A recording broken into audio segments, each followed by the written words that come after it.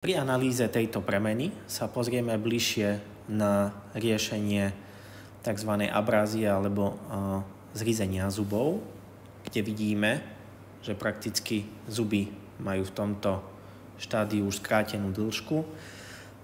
Vidíme taktiež absenciu zubnej skloviny na viacerých miestach a našou požiadavkou a takisto aj požiadavkou klienta bolo esteticky a funkčne zrekonštruovať zuby do anatomického tvaru, upraviť jednotlivé odchýlky a výraznejšie zmeniť odtieň zubov.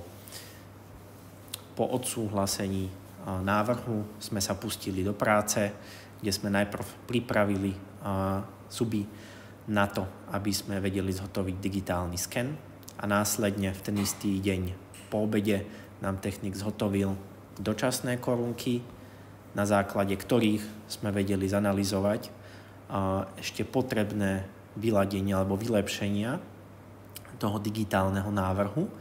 Takže po odskúšaní a nalepení zubov, vyskúšaní zhryzu a funkcie sme si poznamenali ešte požiadavky, ktoré máme na úpravu a vybrali sme odtieň budúcich zubov. Následne sme technikovi odovzdali tieto informácie a pustil sa do výroby definitívnej práce.